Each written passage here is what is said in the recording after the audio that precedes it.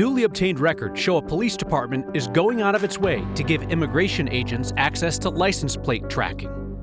Colorado is making changes following our investigation into vulnerabilities in risk assessments for parolees. The slow goodbye to a much-loved place in Denver. And even in the farewell to summer, there is good news in the lives of our neighbors, especially the back-to-school crowd and the back-to-college crowd. My good news is we have a ton of Eggo waffles in our freezer. Let go of the regular way of watching the news, because this is next. If immigration agents want access to the network of license plate tracking cameras all over Colorado, they know where to go to get it. Loveland. Weeks after we revealed that Loveland was sharing that tracking data with ICE through the ATF, we have learned that Loveland also gave access to Customs and Border Patrol. The company behind the camera network tells our Spencer Soysher the Border Patrol is not one of their partners, so Loveland police must have specifically turned over that tracking info.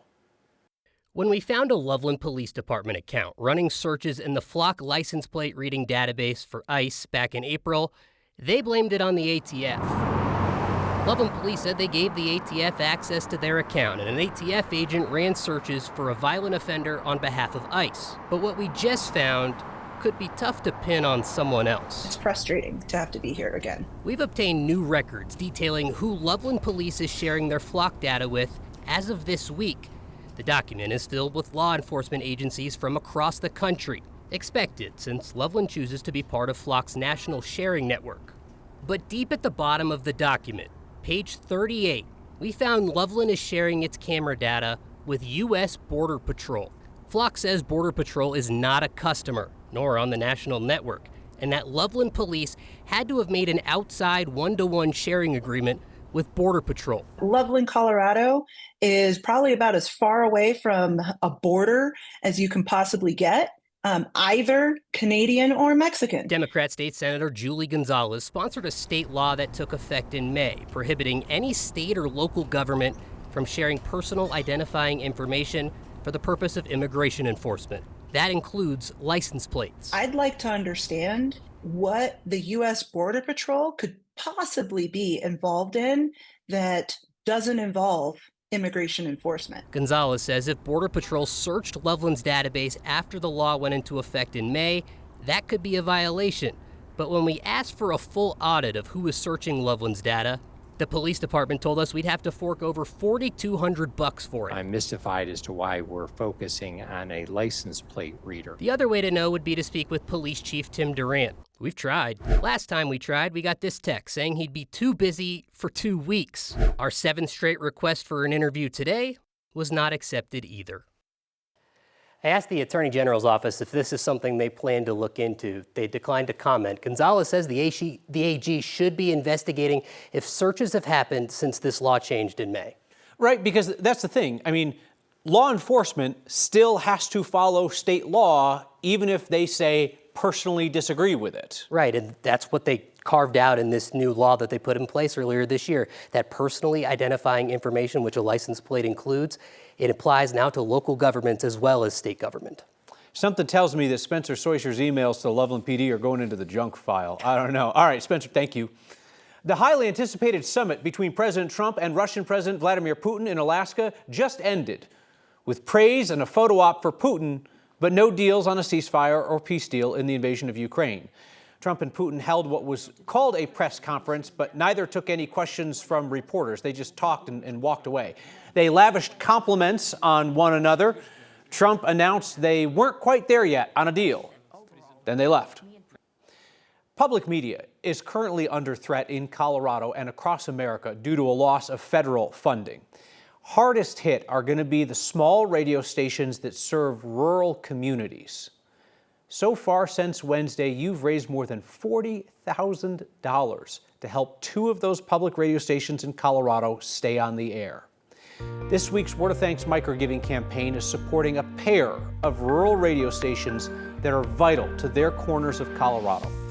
KRZA in Alamosa serves the San Luis Valley. Sometimes it is the only source of daily local news for the Coloradans who live there. It is a connecting force in a very spread out community that also faces real economic challenges right now.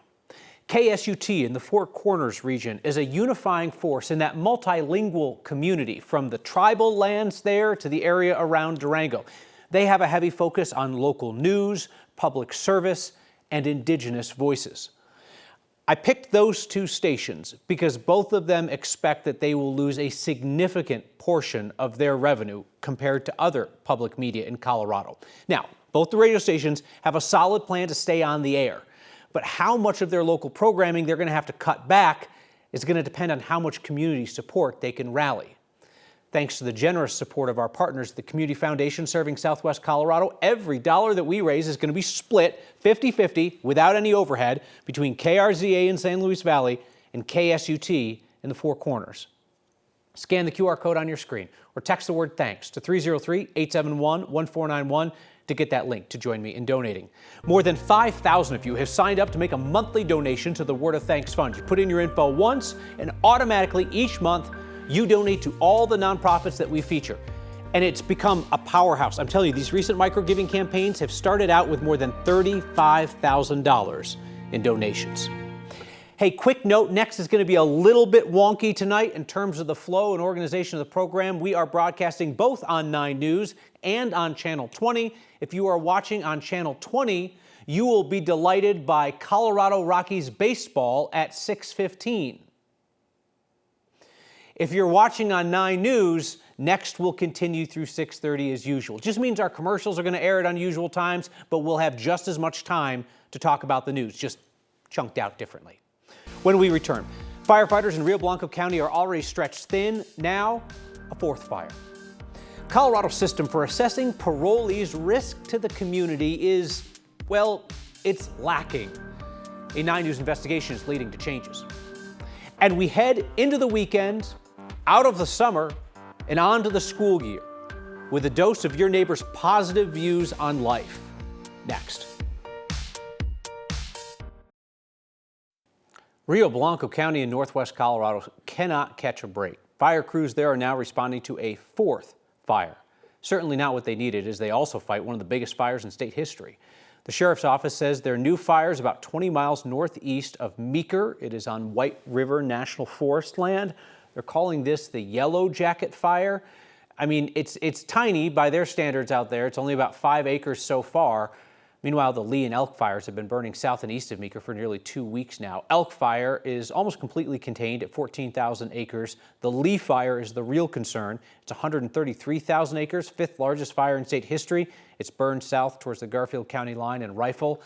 If it keeps going at this rate, it's on track to take the number 4 spot over the weekend as it passes the 2002 Hayman fire.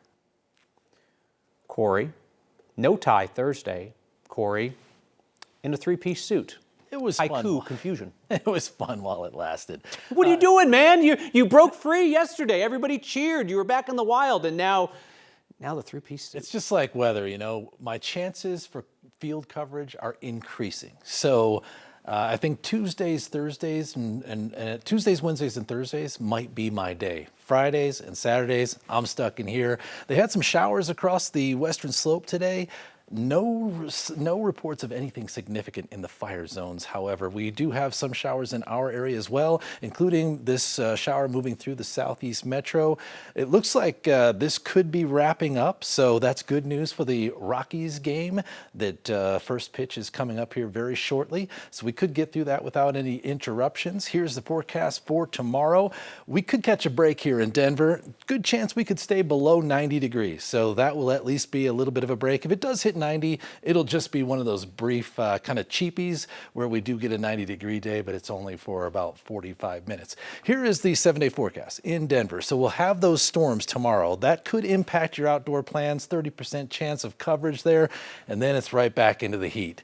90s all the way through the week, including a couple of upper 90s possible on Wednesday and Thursday. Colorado's working to close a loophole that's letting high-risk parolees fly under the radar.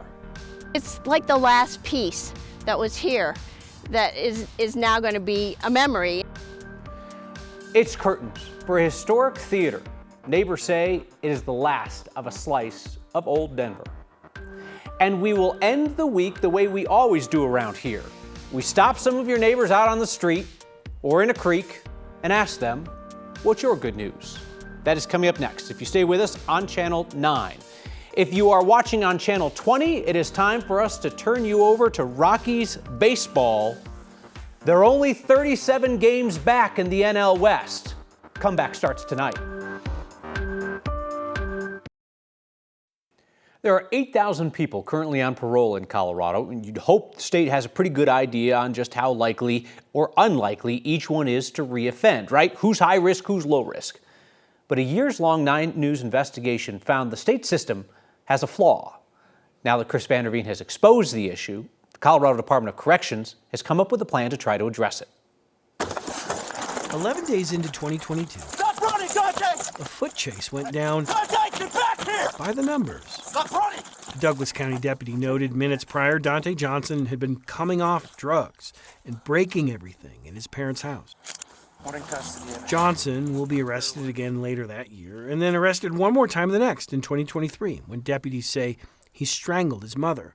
Prison time followed, and so did these assessments of Johnson's risk level, forms inmates get to know well. The higher the score, the higher the risk to reoffend. 3 assessments in a row scored Johnson high risk to reoffend. And then 7 days after his release to parole last year, a substantial shift in his risk level, low.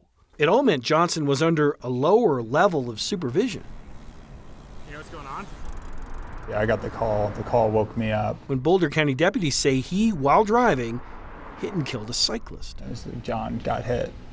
I was like, what do you mean? Like, I was like, yeah, John got hit. A hit-and-run crash so severe, it destroyed the windshield. John's really gone. It's like, that's the John that works right there, that we were shoulder to shoulder to.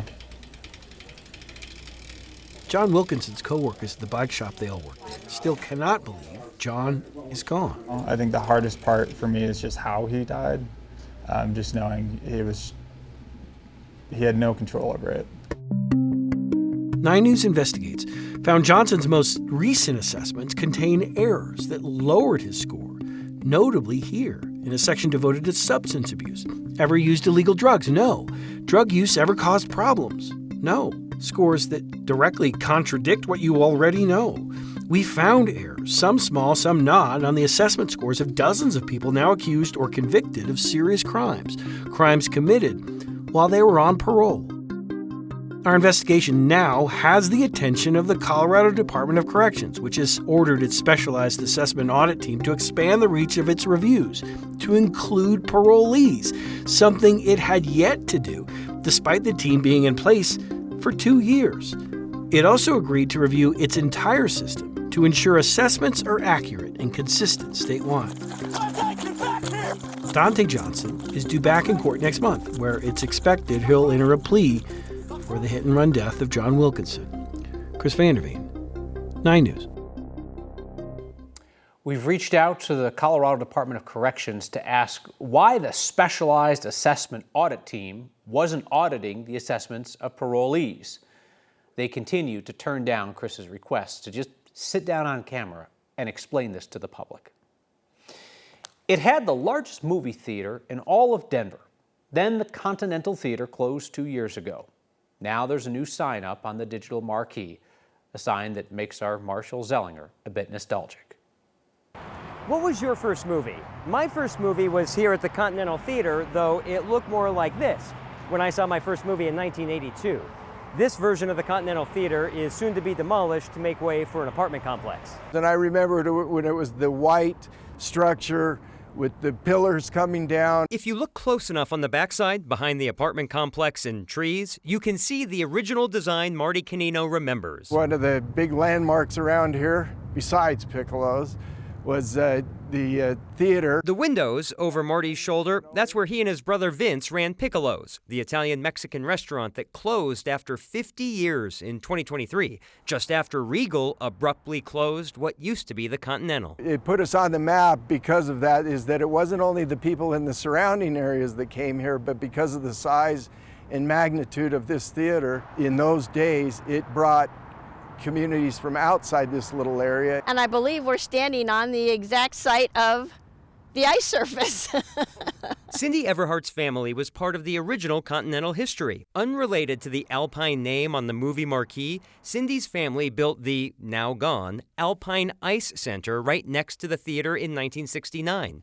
When it was announced in the Denver Post, the Continental Theater was used as a location landmark. It's like the last piece that was here that is now going to be a memory instead of something that was a destination for all of us. It's kind of like a long goodbye. The Continental has been gone for longer than the theater has been closed.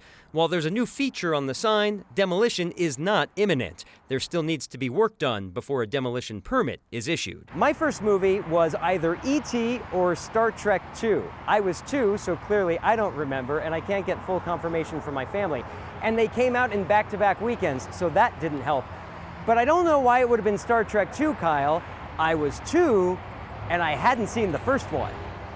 In Denver for Next, I'm Marshall Zellinger. Taking a 2-year-old to Star Trek? I think it's appropriate. Yeah, Marshall's parents are lovely people. I'm not casting any aspersions I'm sure he on was them. very mature. I'm sure he was a mature too. You know what? I think you're right, Marilyn. Your feedback's next. As summer winds down, school starts up, we headed to Clear Creek to ask the question that really refocuses us on life beyond the headlines each Friday. When we ask your neighbors, what's your good news? School starts on Monday.